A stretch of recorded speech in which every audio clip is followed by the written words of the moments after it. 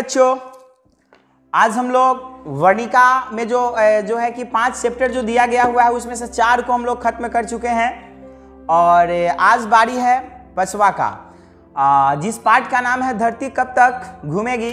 ये बहुत ही अच्छी कहानी है, इसको आप लोग ध्यान से सुनिएगा क्योंकि इसमें वही बात बताया गया हुआ है जो हमारे और आपके परिवार में घटित होता है। और इस कहानी के अंत में हम एक प्रश्न आप लोग के लिए डालेंगे जिसका जवाब आप लोग को कमेंट में देना होगा, इसलिए आप लोग थोड़ा सा अच्छा से सुनिएगा क्योंकि बहुत ही ठीक ठाक यह कहानी है।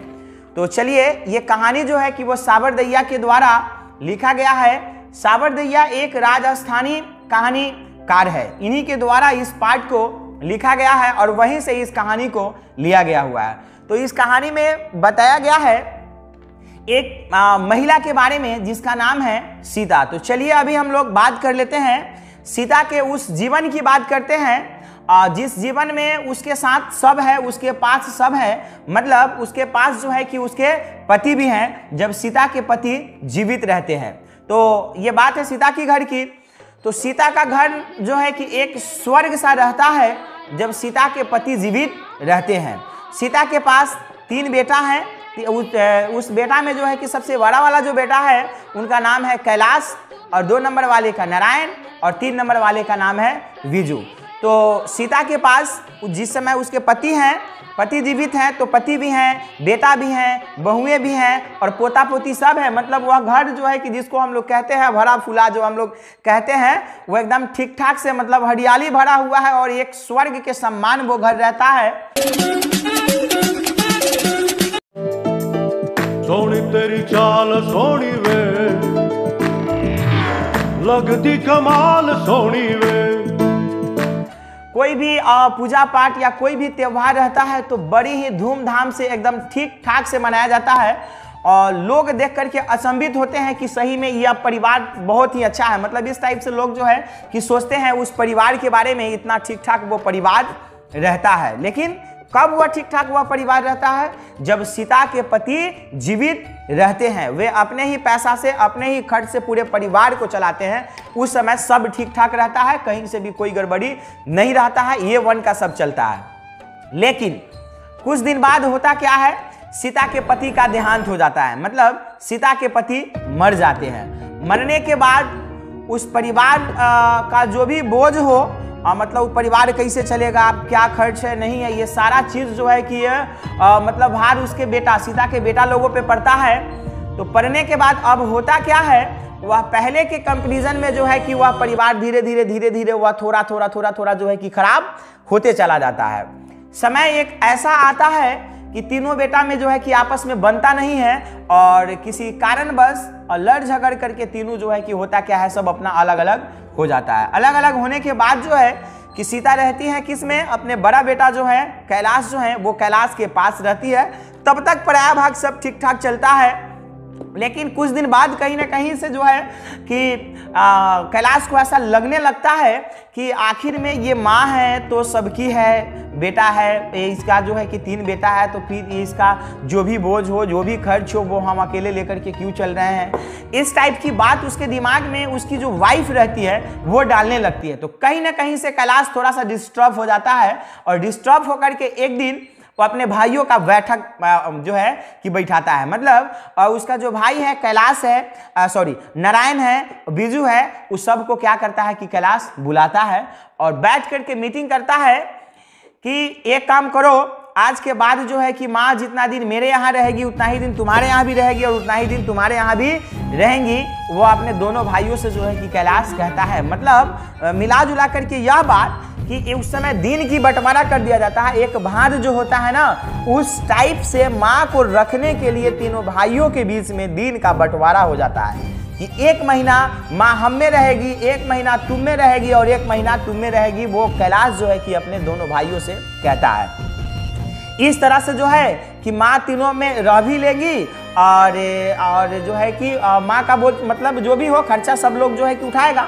इस तरह की वो बात करता है। सीता जो है कि वो सुनते रहती है। सीता को यह बात सुन करके बहुत ज़्यादा दर्द होता है, बहुत ज़्यादा तकलीफ होता है। और खैर होगा भी, किसी भी माँ को होगा, क्योंकि कोई भी माँ अपने बेटा को बड़ी ही आशा से और बड़ी ही ठीक ठाक से जो है कि पाली पोसी हुई रहती है और आशा रहता है कि ये बेटा मेरा बुढ़ापे का सहारा बनेगा, है ना। ये इस टाइप की बात हर एक माँ सोचती है। तो सीता ये जो है कि आप जो सीता को लेकर के जो वहाँ पे बंटवारा होता है उस चीज़ को सीता सुनते रहती है।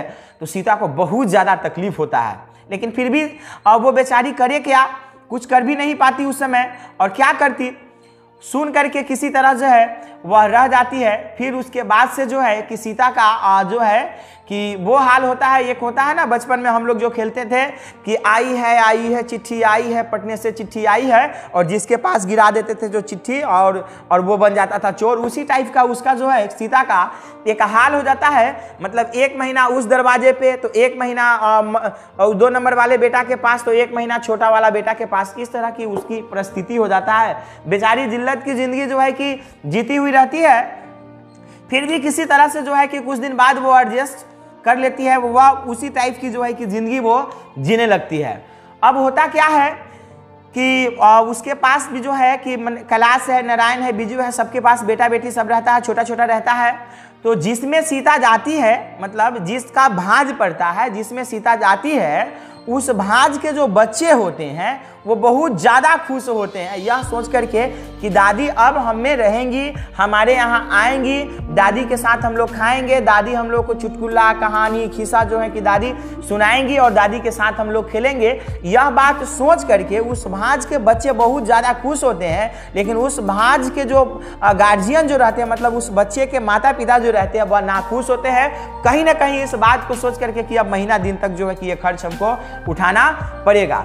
इस तरह की परंपरा बन जाता है, मतलब इस तरह का मतलब शेड्यूल बन जाता है और चलते रहता है। फिर कहीं ना कहीं जा कर के जो है कि और फिर जो है कि सीता को लेकर के सब तीनों जो बहुएं होती हैं वो और बेटा सब जो है कि डिस्टर्ब जो है कि रहने लगता है। फिर कहीं ना कहीं थोड़ा बहुत झगड़ा झंझट जो है कि सब में होना शुरू हो जाता है।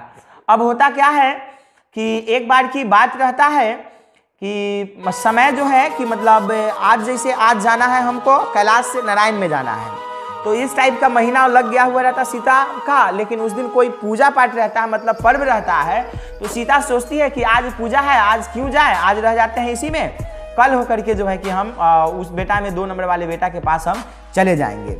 ऐसा वो सोचती है और रह जाती है। जिसमें पहले से रहती है उसी के पास वो रह जाती है। लेकिन नहीं जाने के बाद बेटा बोलता भी नहीं है कि तुम चले जाओ, आज यहाँ पे समय तुम्हारा खत्म है, उस बेटा के पास चले जाओ। बोलता भी नहीं है, बहुएं भी नहीं बोलती हैं।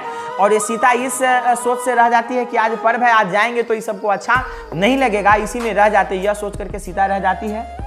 लेकिन ऐसा कुछ जो है कि बेटा और बहू के मन में रहता नहीं है।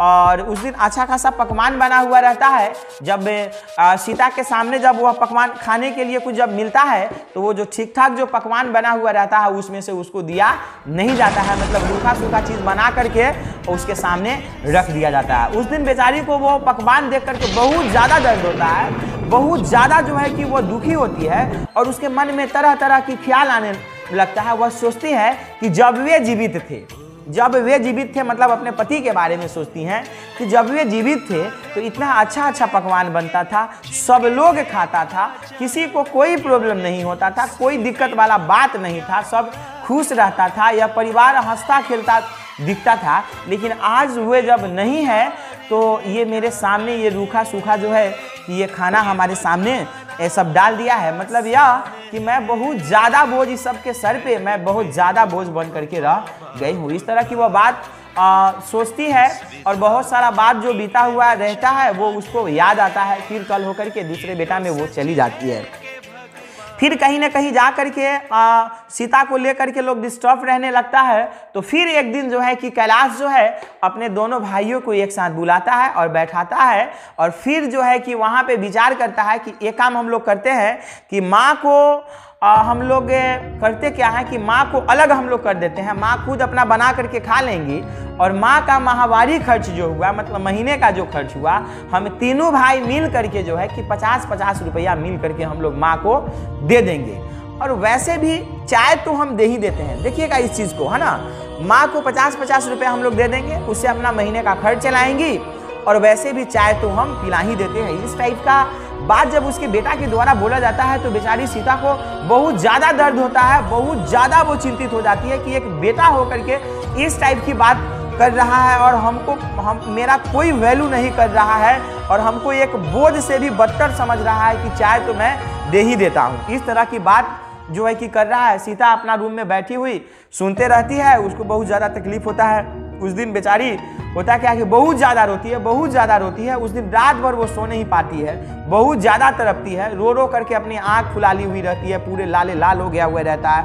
और फिर वो सोचती है कि ऐसे भी कौन सा मुफ्त की रोटियां ये सब हमें दे देता है, जब जो है कि मैं जिस भांज में जाती हूँ उस भांज के बच्चे को संभालती ही हूँ, बर्तन बासन जो भी है उसको साफ मैं करती ही हूँ, हर एक चीज़ को ठीक ठाक से करती हूँ, काम मैं करती ही हूँ, उसके बदले हमको रोटी देता है। कौन सा ये सब मुफ्त की रोटी देता है, और मैं इतना काम कहीं भी करूँगी तो मुझे कहीं भी रोटी मिल सकता है। मतलब इस तरह की बात जो है कि सीता के मन में चलता है और वह रात भर सोचती रहती है।